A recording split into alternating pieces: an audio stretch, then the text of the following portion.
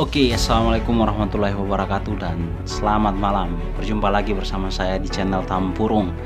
Oke teman-teman, pada video kali ini saya akan coba untuk bercerita lebih jauh tentang dunia kampus dan dunia bermahasiswa. Oke, sebelum saya lanjut teman-teman, jangan lupa subscribe. Seperti biasa, subscribe, like, dan bagikan video ini ke teman-teman yang lain biar kita sering berbagi informasi dan pendapat. Oke teman-teman, kita lanjut. Jadi mahasiswa itu adalah sekelompok kaum muda atau sekelompok terpelajar yang memang menimba ilmu di perguruan tinggi, dan kaum muda ini dia berbeda dengan kaum muda pada umumnya. Nah, kaum muda ini dibekali dengan berbagai macam ideologi, berbagai macam kompetensi, pengetahuan, dan lain hal, sehingga bisa dikatakan bahwa mahasiswa ini adalah kelompok kaum muda yang paling bandel dalam menentang seluruh kebijakan pemerintah yang dianggap bertentangan. Nah, akhir-akhir ini kita mendapatkan berbagai macam masalah. Nah, yang biasa saya lihat, yang saya ikuti situasi dan perkembangan di saat kita melakukan demo atau demonstrasi itu, kebanyakan kita bisa tahu di antara beberapa tipologi mahasiswa ini. Nah, yang biasa dikenal di kampus, di keseharian kita, ada beberapa tipologi mahasiswa. Yang pertama itu ada apatis. Nah, apatis ini adalah kelompok mahasiswa yang memang tidak memikirkan tentang kondisi sosial, kondisi lingkungan mereka. Mereka hanya hidup secara individual. Aktivitas keseharian mereka itu hanya sekedar mementingkan kepentingan mereka sendiri, gitu. Berhura-hura dan lain-lain. Itu apatis. Nah, sementara yang kedua itu adalah kelompok yang pragmatis, kelompok yang hedon. Kelompok hedonis atau kelompok pragmatis ini dia satu paket. Kenapa? Karena memang mereka lebih mementingkan perkuliahan.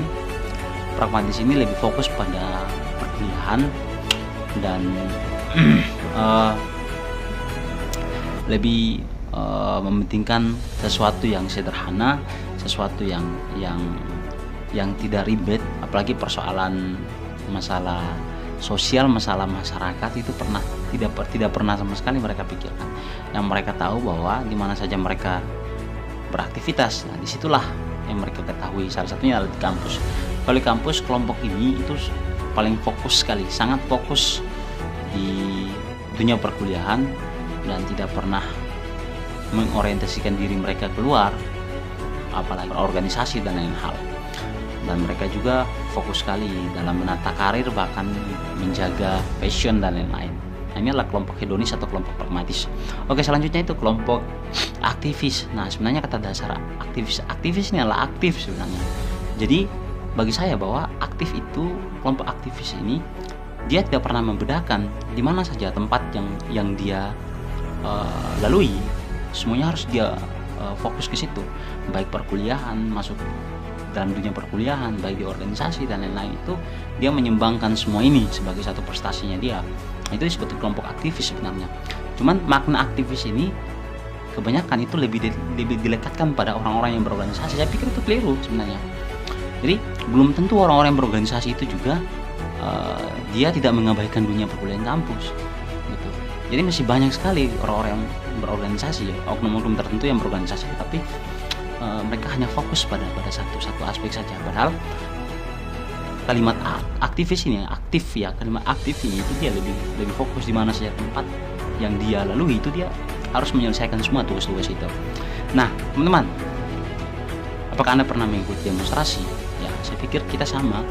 Kita mampu melihat dan merasakan serta mendengarkan langsung apa masalah yang paling penting dan paling banyak sekali terjadi di saat demonstrasi itu dilakukan. Yang pertama bagi saya, bahwa orang ketika melakukan demonstrasi itu harus punya persiapan yang cukup matang. Yang pertama, kenapa di kalangan mahasiswa sebelum turun demo itu melakukan demonstrasi, mereka harus butuh kajian. Nah, kajian atau diskusi,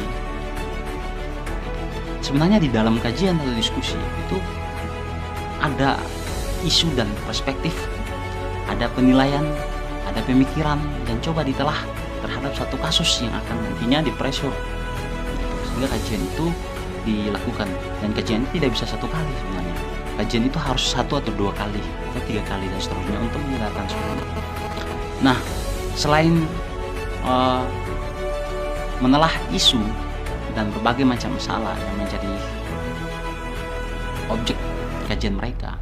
Nah, di dalam kajian itu disebut sebagai satu dasar pendidikan politik untuk bagaimana memberikan kesadaran bagi mahasiswa yang lain yang belum sadar terhadap kondisi sosial hari ini. Teman-teman mahasiswa itu biasa melakukan advokasi gitu. Jadi advokasi itu adalah satu pengumpulan data terhadap kasus yang kemudian nantinya akan dipresur. Nah, jadi kita harus punya hasil-hasil investigasi sebagai satu sandaran data nantinya akan kita bawa ketika demonstrasi sebagai satu bandingan bagi penentu kebijakan. Nah, sehingga advokasi itu menjadi hal yang sangat paling penting harus dilakukan.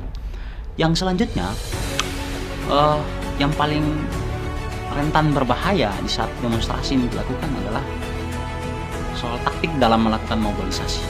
Taktik dalam mobilisasi ini kebanyakan dia beragam ya, di kalangan mahasiswa itu banyak sekali beragam taktik mahasiswanya. Gitu.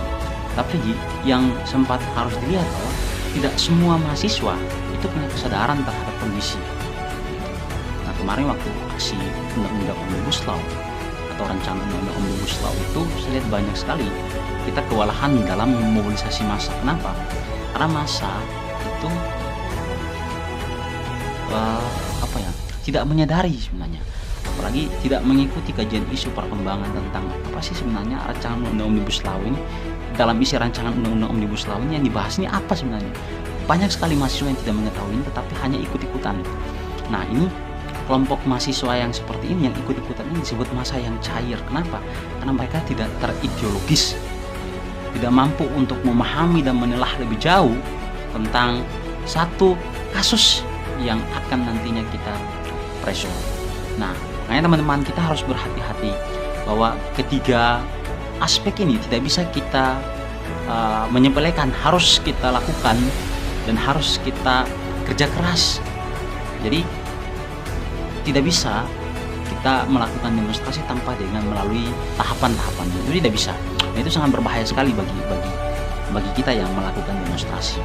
Selain itu, ada persiapan-persiapan yang lain, mulai dari seluruh perangkat dan struktur aksi dan lain-lain hal itu nantinya akan dilakukan settingan. Kenapa harus settingan? Ya, settingan itu biar kita mampu untuk merumuskan sedetail mungkin apa-apa saja kekurangan kita untuk nantinya kita lakukan aksi pada besok hari. Nah, itu banyak sekali kita kewalahan di lapangan karena memang di saat settingan yang lain itu sudah mengakui menjadi masuk dalam struktur aksi, tapi hari hanya telah di saat kita melakukan aksi itu sebagian yang ditugaskan itu terlambat dan lain hal. Nah, ini yang menyebabkan ada kendala-kendala seperti misalnya kita tidak sesuai target waktu yang kita targetkan di waktu itu pukul jam 8.00, terkadang terlambat sampai pada 9.00. Nah, ini masalah-masalah yang paling sederhana tetapi berdampak terhadap gerakan mahasiswa di Indonesia. Nah, mungkin ini sebatas pengalaman saya yang saya ceritakan di video kali ini. Sebelum saya tutup pada video kali ini, jangan lupa Anda sekali lagi subscribe, bagikan video ini pada teman-teman yang lain biar kita sering informasi. Oke, sampai jumpa dan bye.